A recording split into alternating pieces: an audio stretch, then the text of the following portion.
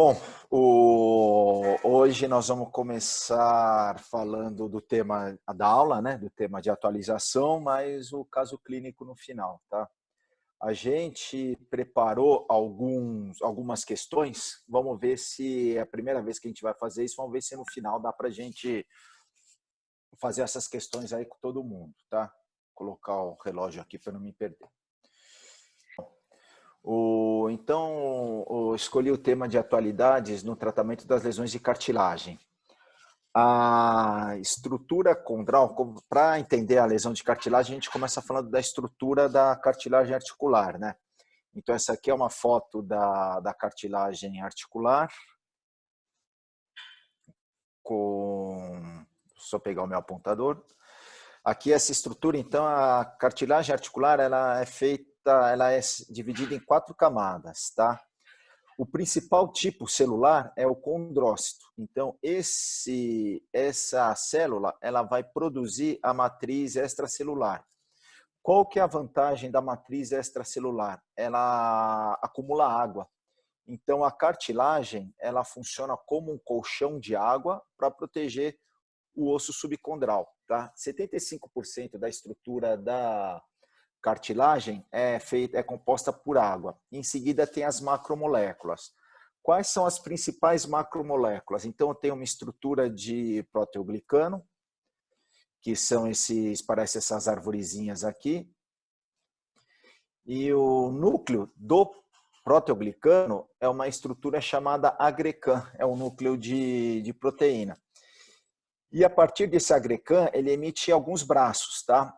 Quais são os principais braços do agrecan? A condroitina sulfato, a glicosamina sulfato, o queratan sulfato e o dermatan sulfato.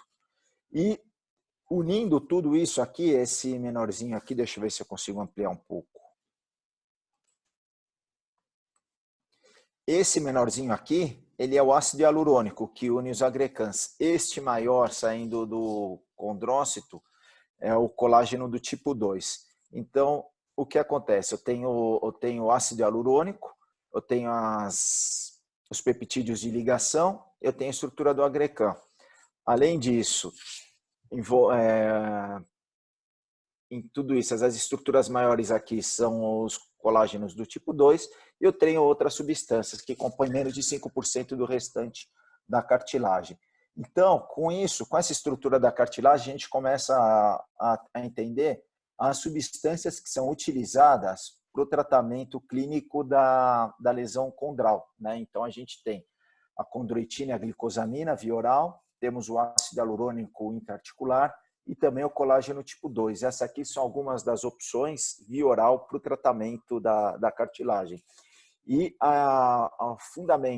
fundamentalmente o agrecan, a ideia dele é acumular água para fornecer o colchão d'água, para proteger essa estrutura aqui que é o osso subcondral, tá? Para critério de conhecimento também, o colágeno que une a matriz com o osso subcondral é o colágeno do tipo 10, tá? Então tem o colágeno do tipo 10 aqui embaixo e aqui em cima aqui é a cartilagem, aqui é a articulação e aqui fundamentalmente o colágeno do tipo 2, tá? Essa aqui é a classificação do ICRS, que é existe uma sociedade internacional para estudo da cartilagem, tá? Para regeneração e estudo da cartilagem. Então, ela colocou essa classificação, ela dividiu em 4 principais níveis, tá? No tipo 1, você tem a cartilagem normal. No 0, desculpa, a cartilagem normal. No tipo 1, são lesões superficiais. No tipo 2, são lesões mais profundas, porém acometem menos de 50% da cartilagem. Já o tipo 3 é acima de 50%, às vezes formam algumas bolhas na superfície condral. E o do tipo 4 já com exposição do osso subcondral. Tá? Esses fundamentalmente são os principais tipos de lesão condral. Tá? E qual que é o problema da lesão da cartilagem? O problema é que essa matriz ela é nutrida por um líquido sinovial. Então, ela é uma matriz avascular. Não tem células condrogênicas e a atividade mitótica do condrócito é muito baixa. Então, a partir do momento que eu tenho uma lesão nesse local, eu não tenho sangue chegando, eu não tenho biológico e eu tenho uma atividade mitótica reduzida. Com isso, a resposta a alguma cicatrização ela é muito baixa. E, esse é o grande problema da lesão de cartilagem, tá? E essa lesão ela é dividida fundamentalmente em 3 categorias, tá?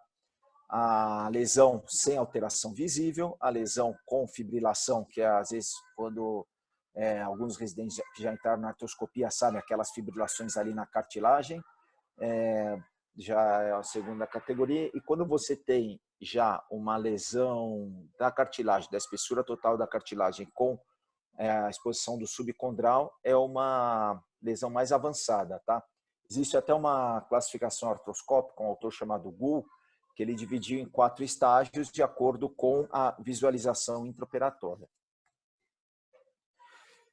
Agora, para poder entender um pouco mais, vou abrir um parênteses aqui com relação à condromalácia, tá? A gente escuta bastante falar de condromalácia.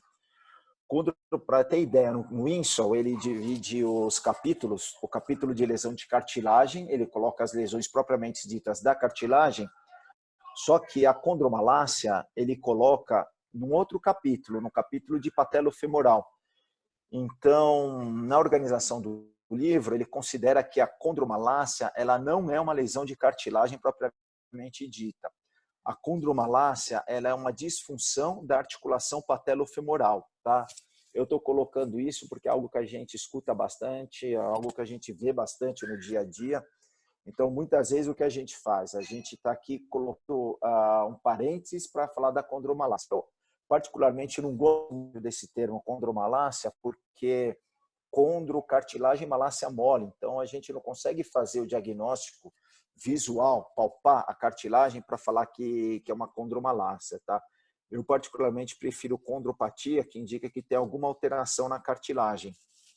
Porém, tem um autor que chama Scott Dye, que ele caracteriza, ele tem uma teoria que é o envelope de função. O que é o envelope de função? O envelope de função são todas aquelas funções, aquela carga que a gente consegue colocar no nosso joelho, na articulação patelofemoral, e essa carga ela não vai ser lesiva, ela não vai causar dor. A partir do momento que esse envelope de função ele é rompido, ou seja, eu coloco mais carga do que a articulação pode suportar, o indivíduo começa a apresentar dor e ele classifica como síndrome da dor patelofemoral, tá? Nessa síndrome da dor patelofemoral é que muitas vezes o pessoal chama de condromalácia. E na grande maioria das vezes é uma alteração biomecânica nessa região. Ou você tem um encurtamento da musculatura, ou você tem alteração do alinhamento do joelho, ou até a musculatura não consegue estabilizar o joelho. E a partir daí você tem uma sobrecarga dessa articulação levando à dor. O que ele fala? Que a cartilagem não dói. O Scott Dye, esse autor, ele é radicado na Universidade de São Francisco, na Califórnia. Ele fala que a dor ela é uma dor dos tecidos moles ao redor da patela. Então ele fala que o que dói, gordura de ofa dói, cápsula articular dói, porém a própria cartilagem ela não dói, tá? Ele defende isso. Então, Schmidt. Oi. Desculpa atrapalhar aí. Não, uma observação que o Bruno fez, não sei se foi algum erro aí sobre a classificação artroscópica, que você falou em classificação de Gull, né? Mas, na verdade, você não queria falar de Outbridge, que é a classificação artroscópica para a lesão condral? A Gull ela foi modificada. É uma classificação artroscópica também, a classificação de Gull. Então, eu coloquei aí uma pergunta, Schmidt, porque a de Gull clássica mesmo é para osteocondrite. E a que vai cair na prova da SBOT normalmente é a de Outbridge, que são 4 tipos. São 4 tipos, é muito parecida com a classificação de Gull. A classificação de Gull ela foi desenvolvida exatamente para osteocondrite, mas ela foi popularizada muitas vezes para o tratamento da lesão osteocondral. Eu vou até falar mais na frente. Quando você está na iminência de uma lesão de cartilagem, quando você faz uma artroscopia, muitas vezes você vê um fragmento solto. Quando você vê esse fragmento solto, aí você usa a classificação de Gould, tá? Eu acho melhor a gente colocar todas as questões no final, senão fica parando um pouquinho o raciocínio, aí no final a gente discute tudo. Vamos lá. Onde eu estava? E essa alteração, então, muitas vezes a alteração da articulação patelofemoral, ela acontece na...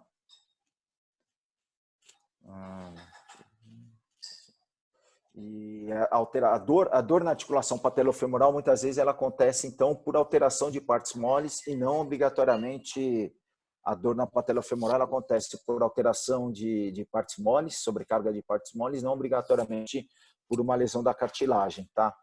E alguns autores acreditam que parte do desenvolvimento da artrose do joelho, ela aconteça fazendo parte do envelhecimento, e esse envelhecimento é a condromalácia e isso leva a dor, tá? O tratamento, geralmente, nesses casos, é predominantemente conservador. Eu precisava abrir esse parênteses, porque muita gente coloca a condromalácia no capítulo de lesões de cartilagem, tá? E muitas vezes são coisas diferentes. Ela faz a condromalácia ou condropatia, então ela faz parte de uma alteração biomecânica na articulação patelofemoral. Voltando às lesões de cartilagem, eu tenho o tratamento conservador, que é o tratamento com analgésicos, anti-inflamatórios, correções das alterações biomecânicas, que isso é a parte do fisioterapeuta, né?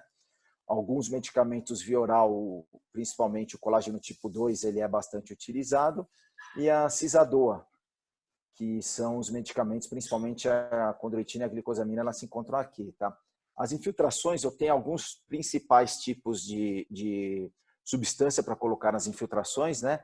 Os corticoides, tem dois tipos principais de corticoides, o ácido hialurônico, também o ácido hialurônico ele tem algumas características, como o peso molecular e a viscosidade, isso diferencia um pouco a qualidade do ácido hialurônico, e aí entra alguns ortobiológicos, como plasma rico em plaquetas, célula-tronco, aspirado de medula óssea, entre outros, tá?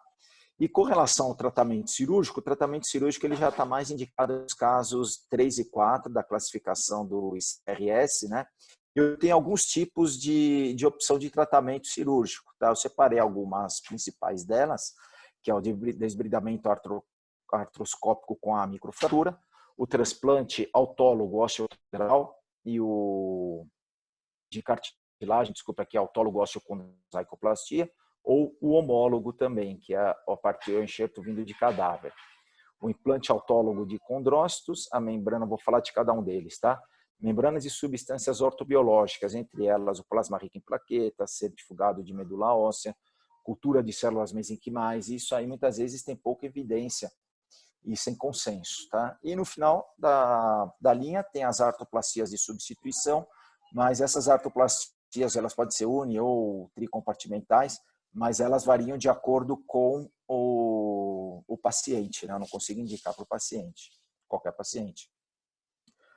Com relação aos fatores para a indicação da técnica, então, quando eu indico cada uma dessas técnicas, o que eu tenho que levar em consideração? A idade, o sexo e o índice de massa corpórea, a intensidade dos sintomas, a expectativa e o nível da atividade física, ou seja, se é um paciente que ele usa mais o joelho, não usa tanto, qual que é a expectativa? Então, a gente tem que ver isso. A expectativa, acredito que seja algo que você tem que levar em consideração para toda e qualquer indicação cirúrgica para o seu paciente. Qual é a expectativa dele? Porque muitas vezes o paciente chega com a condromalácia no seu consultório, falando, eu quero operar, fazer uma artroscopia e quero ficar bom para voltar a jogar bola. Então, já vê que a expectativa desse tipo de paciente já está fora da realidade. Isso aí tem que ser levado muito em consideração.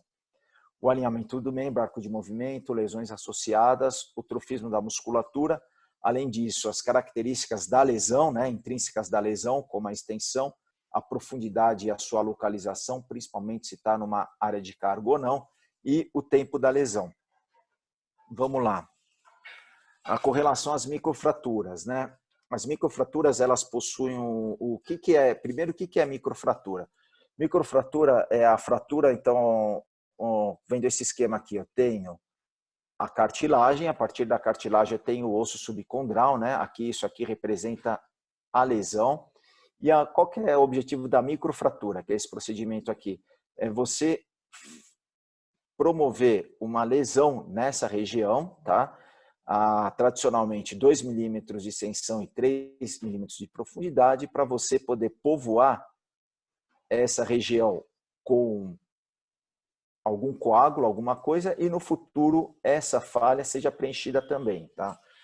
Ela foi descrita por Praedino na década de 50 e depois bastante estudada por Stedman.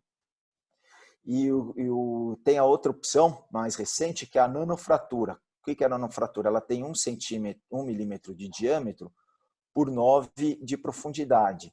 Desse modo, eu consigo recrutar algumas outras células da medula óssea para poder promover a cicatrização dessa região, tá? Então, essa aqui é mais profunda e menor.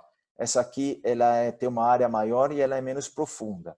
Então, qual que é a diferença disso? Primeiro, alguns estudos falam que a microfratura ela promove uma fraqueza desse osso subcondral.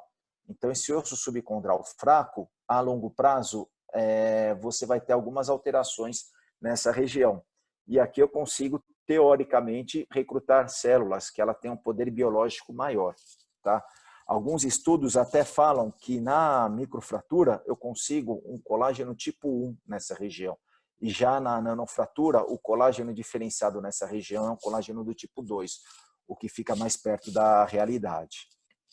O transplante autólogo de osteocondral, que autólogo é do próprio paciente, ele foi descrito pelo Rangod, húngaro, que ele que descreveu essa região. Então, qual que é a diferença de transplante autólogo osteocondral e mosaicoplastia? O transplante autólogo osteocondral com um plug só, nesse caso, você tira um plug osteocondral daqui, coloca para cá, isso aqui não é mosaicoplastia, né? Que mosaicos são várias formas formando uma figura. Então, essa é uma diferença semântica somente, mas a ideia é a mesma. Então, o que eu faço? Eu tiro de uma área que não é área de carga, tá? Anatomicamente, aqui eu tenho uma estrutura que chama sulco terminalis. O que é o sulco terminalis? Daqui para baixo, eu tenho a patela articulando com o fêmur. Daqui para cima eu não tenho. Só tenho cartilagem alina, porém sem contato articular. Do sulco terminalis proximalmente, eu posso tirar os plugs osteocondrais para colocar no defeito da lesão, tá? Então, geralmente é uma cirurgia que ela é um pouco mais agressiva comparando com a mosaicoplastia. Eu não estou também com a microfratura, desculpa, eu não vou comparar qual que é melhor, qual que é pior. Eu vou aqui só mostrar quais são os tipos principais de tratamento, tá? E geralmente para uma lesão de 1 a 3 centímetros de diâmetro aqui. São lesões um pouco maiores, a indicação da mosaico é um pouco maior que a indicação da microfratura, tá? Já o transplante homólogo osteocondral, esse aí ele é retirado de cadáver, tá? O plug ele é para lesões onde o diâmetro é maior do que 2 centímetros. Então, eu tenho um plug, eu consigo moldar esse plug de acordo com a lesão e eu coloco esse plug no local da lesão, tá? Então, esse é o homólogo. Já a condrogênese autóloga induzida por matriz, né, a MIC, é um termo em inglês, tá? Mas muitas vezes a gente encontra isso na literatura, por isso que eu deixei o AMIC. Tá? Então, o que acontece? É uma membrana de colágeno, a amiga é uma coisa bem mais recente, tá? E ela veio exatamente para preencher uma lacuna que antes não tinha no tratamento das lesões articulares. Qual que é a ideia? A ideia, o princípio disso é um scaffold. Scaffold é como se fosse um arcabouço, um andaime, onde você vai popular aquilo com células normais do próprio indivíduo. Então, esse arcabouço, ele é promovido pela membrana ou matriz de colágeno, tá? Então, ao invés de eu, pensando naquelas outras técnicas que eu mostrei anteriormente, uma você faz a perfuração, outra você coloca o plug osteocondral, essa aqui você vai cobrir a lesão com alguma coisa, tá? E no leito, porque eu tenho que preparar aquele leito de lesão condral, né? O leito, aí eu posso fazer uma das técnicas que a gente já mostrou até, com a microfratura, ou esperar que o coágulo, o próprio coágulo do osso subcondral preencha aquele vazio, ou colocar os ortobiológicos, né? Que é a cultura de células, plasma rico em plaqueta, aspirado de medula óssea, células mesenquimais, são chamadas também algum tipo que é chamado célula-tronco. Então, o que você faz ali embaixo da membrana é da sua vontade também. É algo muito recente, tá? Existem vários trabalhos que tentam comparar as diferentes técnicas, mas ainda na literatura isso daí não existe um consenso do que é melhor ou do que é pior, tá bom? Bom, a aula a parte de cartilagem do Winston são mais de 200 páginas. Eu tentei aqui dar uma breve pinçada aí, principalmente para os residentes, para poder englobar bastante coisa. Então, agora acho que dá para a gente, antes de passar o caso clínico aqui, acho que dá para a gente conversar alguma coisa, alguma pergunta ou abrir para os residentes.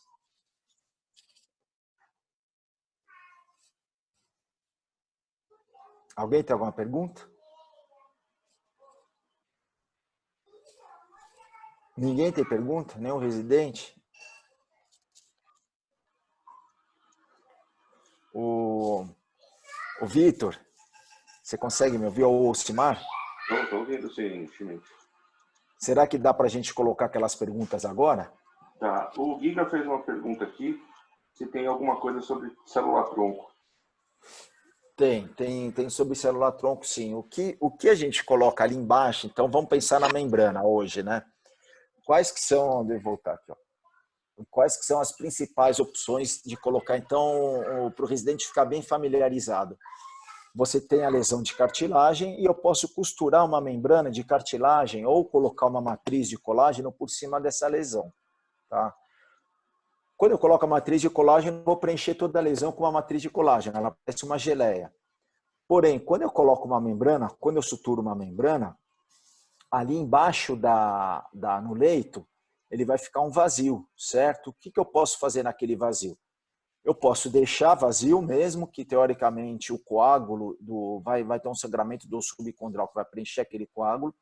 Eu posso preencher com cola de fibrina, que a fibrina também já tem alguns trabalhos que falam que a própria cola de fibrina ela já é condrogênica, ela ajuda a formar cartilagem.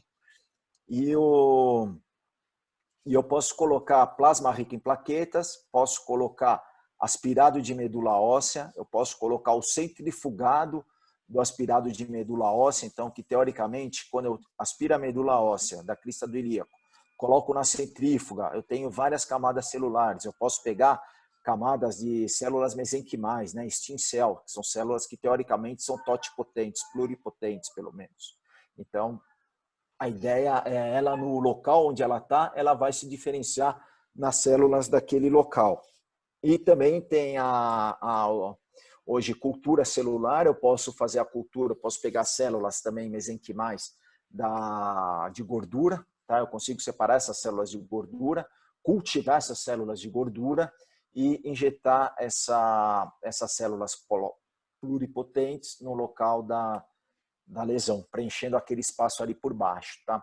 Quando eu faço ou a própria cultura de condrócitos, né? Eu tiro o condrócito, faço a cultura, prolifero em condrócitos e injeto na lesão. Porém, quando eu faço a cultura, qualquer tipo de cultura, são 2 tempos cirúrgicos, né? Um tempo de coleta, outro tempo de implantação. Quando é cultura de condrócitos, eu tenho que ter um tempo artroscópico para colher. Quando é de gordura, aí eu faço uma incisão e retiro aquele pouquinho de gordura lá, é pouco invasivo, tá? E a célula-tronco, que o Giga perguntou, ela entra nessa aí, então, tá? Eu posso colocar por baixo da cartilagem, da membrana e suturar, tá? Mas o que acontece? Tem um monte de trabalho sendo feito ainda, onde os resultados são inconclusivos. Eu não tenho uma constância de resultado nos diversos trabalhos, tá? Eu não consigo falar o que é melhor ou o que é pior, por enquanto. E, Schmidt, quanto à utilização do aspirado de medula e do PRP, qual que é a diferença entre um e outro? Qual que você acha que tem mais? Quem está perguntando? Eu, Silmar. Ô, Silmar, então, o que acontece? O PRP, muitas vezes, o que falta no PRP é uma padronização. Teve o Congresso Americano ano passado, que inclusive foi o pessoal do FDA falar do PRP, né? Qual que é a validade do PRP? O problema do PRP é que você não tem uma padronização. Eles acreditam que realmente tem alguma coisa, tem algo que seja proliferador de algum tecido lá, de fatores de cicatrização, fatores proliferativos, porém, não existe uma padronização. O ideal é você fazer um exame do paciente, um hemograma, saber a quantidade de plaquetas que ele tem, se é seguro, quanto de plaqueta eu quero, como ativar essa plaqueta, o que vai sair dessa plaqueta. Então, ele não tem a padronização. Esse eu acho o grande problema do PRP hoje. Não tem padronização, ele foi banalizado, né? Então, PRP acabou sendo banalizado. E essa banalização quase esgotou o uso desse procedimento. Tá? Então, é uma consideração com relação ao PRP. Com relação ao aspirado de medula óssea, então, tem dois tipos. Você pode aspirar e colocar diretamente na lesão, ou você pode aspirar, centrifugar, separar algumas células e colocar na lesão. Tá? São essas duas opções. Hoje, o que eu faço de rotina é colocar o aspirado de medula óssea por baixo da medula do ilíaco, por baixo da membrana. Tá? Às vezes não dá para centrifugar, tem alguns hospitais que não aceitam a centrifugação como protocolo, porque não entra no protocolo do hospital, e às vezes encarece um pouco também. Então, pelo fato de querer preencher com alguma coisa e deixar o custo um pouco mais baixo, eu utilizo a aspirado de medula.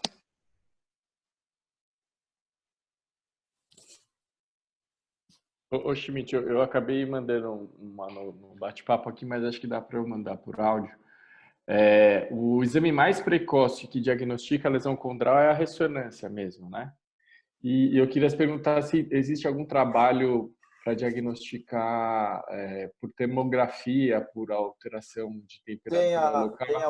Tem algumas hoje, algumas ressonâncias que elas, principalmente de 3 teslas para cima, que ela mostra melhor a configuração da cartilagem. Tem uma que é toda colorida, que ela mostra o quanto de lesão você tem, de acordo com a cor. Agora, a termografia em si, eu acho que ela não é é inespecífico demais, né? Cara, para fazer termografia, você tem até que ter uma sala padronizada, com ar-condicionado, é algo que é um pouco difícil. A gente tem até usado alguma coisa para as lesões musculares lá no Santo André, de termografia, mas ainda é muito inespecífico. Eu não consigo. A ideia é tipo, vamos fazer a termografia para ver quando esse paciente vai estourar o músculo, se a gente consegue preservar o cara, se tem mais. Por enquanto, eu acho que é muito inespecífico. É que eu não sei, até queria saber a sua opinião, porque quando a gente diagnostica é porque já tem lesão. E normalmente o que a gente aprende mesmo é que lesão condral é irreversível. Eu queria saber alguma coisa a mais que você consiga captar antes de ter uma lesão já instalada que consiga até teoricamente ser reversível. Tem alguma coisa? O exame clínico é mais sensível para isso? É uma coisa que eu só estou pensando na prevenção da lesão, porque toda vez que a gente se depara com lesão cartilaginosa, a gente já fica preocupado, né? Quando tem então, como eu falei naquele slide lá no começo, são duas coisas diferentes, tá? Um é síndrome da dor patelofemoral, que está no capítulo de disfunção da articulação patelofemoral, e outra coisa é lesão de cartilagem, tá? Então, quando você tem a síndrome da dor patelofemoral, que muitas vezes é o paciente típico, né? Jovem, sexo feminino, que está fazendo atividade física e tem dor na região anterior do joelho. Né? Isso daí é algo que a gente vê de rotina, a rotina do consultório. Então, o que esse autor, Scott Dye, que é um autor muito estudioso desse tipo de alteração, o que ele fala? Que tem um envelope de função. O que é envelope de função? Nós colocamos carga no nosso joelho naturalmente, na articulação patelofemoral. Essas cargas são cargas, teoricamente, que não são lesivas. Tá? A partir do momento que essas cargas começam a aumentar, sair da função normal, o indivíduo começa a apresentar dor. Então, ele saiu do envelope de função. E quando ele sai do envelope de função?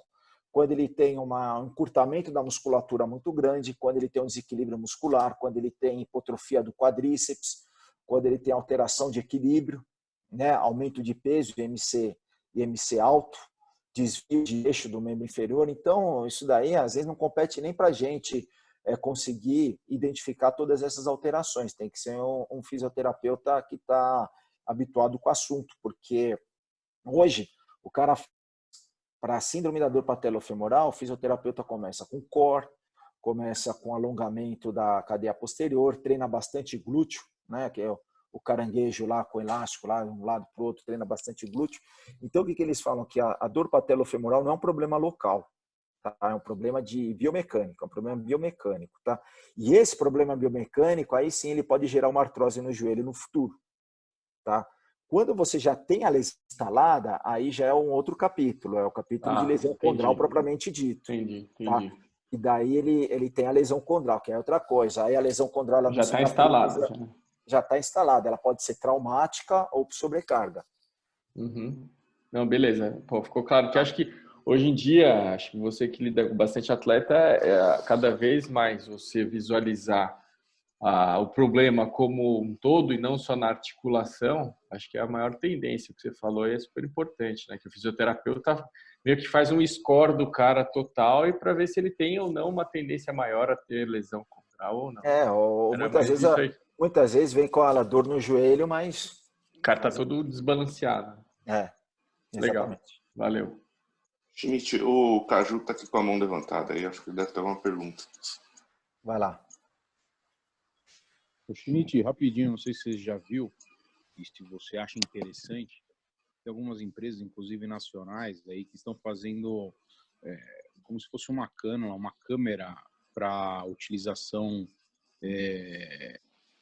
via ambulatorial para você fazer esses diagnósticos. Acho que deve ter gente aí no grupo que com certeza já ouviu falar. Não sei se já ouviu falar, é uma câmerazinha, uma cânulazinha. A Intravil, né? Câmera na ponta, e você faz como se fosse uma artroscopia no ambulatório, teoricamente, e você consegue graduar, avaliar bem essa lesão, coisa do tipo. Você já viu? E o que você acha disso? É um procedimento invasivo, você faz com anestesia local, é uma fibra ótica que coloca dentro do joelho e com essa fibra ótica você consegue visualizar melhor, né? Questão de custo é um alto custo, pensando em termos de consultório, você tem um alto custo e o quanto isso vai te beneficiar além de uma ressonância magnética, entendeu? Qual que é a tua vantagem? A vantagem, eu vejo a lesão, eu consigo graduar, eu consigo ver como que essa lesão tá. Concordo, você tem uma vantagem. Em compensação, o custo ele é um pouco maior, né? E pensando em plano de saúde, o plano de saúde atualmente não cobre esse tipo de procedimento, né? Vou contar uma coisa desse autor Scott Dye, só como critério de curiosidade. Ele fez ele foi submetido a uma artroscopia, só que ele pediu para não fazer anestesia, para ele fazer a artroscopia no joelho dele sem anestesia. Daí ele falou para o cirurgião que estava fazendo a artroscopia palpar tudo, ele olhando lá, ele deitado, o indivíduo fazendo a artroscopia no joelho dele e ele olhando no monitor onde que o cara estava palpando, né? E aí ele falava, palpa a cartilagem, palpa o menisco, palpa não sei o quê, sem anestesia. O cara ia lá e ia palpando. Então, na palpação da cartilagem patelar, ele não sentiu dor. Palpou a cartilagem em cima e embaixo, ele não sentiu dor. Quando teve a palpação da gordura de Offa e da cápsula articular, ele sentiu dor, um certo incômodo, ele descreve. Ele publicou isso, inclusive. E daí, qual a conclusão dele por essa autoartroscopia, vamos dizer assim? Que o que dói são os tecidos moles ao redor da patela e não propriamente a patela. Tá? Então, a cartilagem patelar, principalmente porque é uma cartilagem aneural também, né? A vascular é aneural. Então, a palpação da cartilagem nele, pelo menos, não gerou dor. Tá? Eu lembrei disso pelo fato de você colocar lá e ver o que está acontecendo lá dentro. Então, às vezes, mesmo que tenha a cartilagem ali amolecida, ela pode não ser o responsável pela dor naquele local.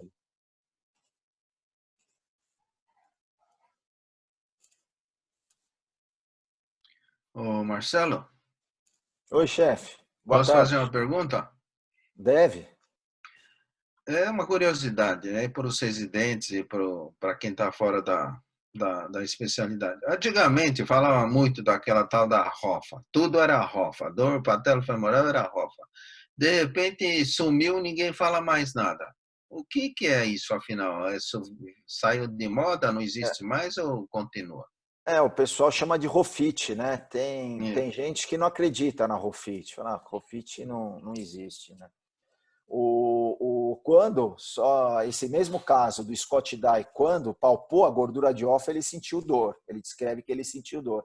Então, acredita que seja uma estrutura que ela pode ocasionar dor, sim, né?